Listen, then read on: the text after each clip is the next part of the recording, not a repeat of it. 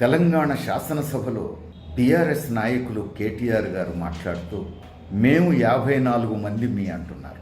ఎవరి 54 మంది?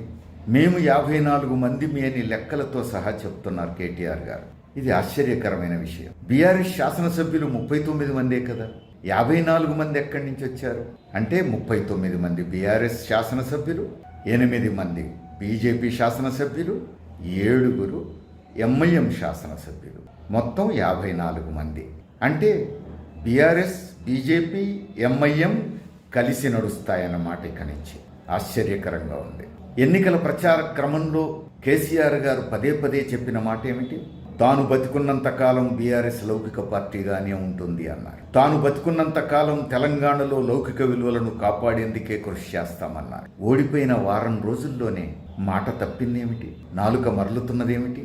ఓడిపోయిన వారం రోజుల్లోనే బీఆర్ఎస్ బీజేపీతో కలిసి నడుస్తాం, ఎంఐఎంతో కలిసి నడుస్తామని చెప్తున్నారు, మతోన్మాదులతో కలిసి నడుస్తామని చెప్తున్నారు. అంటే లౌకిక విలువల కోసం నిలబడే ధైర్యం జారిపోయిందా? ఎన్నికలకు ముందు చెప్పినటువంటి మాటలు ఎందుకు నీరుగారిపోతున్నాయి?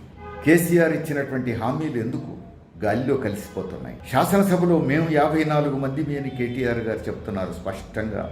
అంటే కాంగ్రెస్ పార్టీతో పోరాటం తాము చేయలేము, బీజేపీతో కలిస్తేనే గాని చేయలేము అనేటువంటి స్థితిలోకి వస్తున్నదా బీఆర్ఎస్? తన లౌకిక స్వభావాన్ని కోల్పోతున్నదా?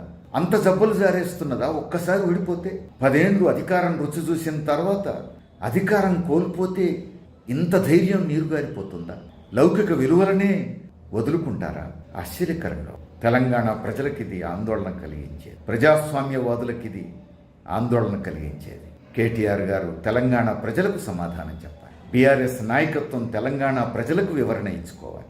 కేసీఆర్ గారిని ఈ విషయంలో వివరణ ఇమ్మని ఇప్పుడు ఎవరూ అడగలేము. దురదృష్టవశాత్తు వారు బెడ్ మీద ఉన్నారు, ట్రీట్మెంట్లో ఉన్నారు, అనారోగ్యంతో ఉన్నారు. కానీ కేసీఆర్తో సమానంగా చూస్తాం కేటీఆర్ గారు. అలాంటి కేటీఆర్ గారే శాసనసభలో ఈరోజు మేము 54 మంది మీ అంటాం. అంటే అధికారం కోల్పోయిన వారం రోజుల్లోనే బీజేపీతో అంటకాగేందుకు బీఆర్ఎస్ సిద్ధపడే స్థితికి వస్తోందా?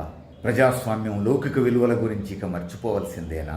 ఆలోచించాలి. అంతేకాదు, రాష్ట్రాల హక్కులు, కేంద్రంలో మోడీ ప్రభుత్వం రాష్ట్రానికి నిధులు ఇవ్వకుండా అడ్డుకున్నటువంటి తీరు, బీఆర్ఎస్ ప్రభుత్వాన్ని కూలదోయడం కోసం ఎమ్మెల్యేలను టోకుగా కొనుగోలు చేసేందుకు ప్రయత్నం చేసినటువంటి తీరు గురించి మాట్లాడిన బీఆర్ఎస్ నాయకత్వం ఈరోజు అవన్నీ మర్చిపోయిందా? అవన్నీ మర్చిపోయి ఉన్నట్టుండి బీఆర్ఎస్తో అంటకాగుతానని చెప్పేసి శాసనసభ వేదిక మీద చెప్తున్నారు. అంటే తెలంగాణ ప్రజలకిచ్చినటువంటి మాటను తప్పుతున్నారు. ఇది ఆందోళనకరమైన విషయం.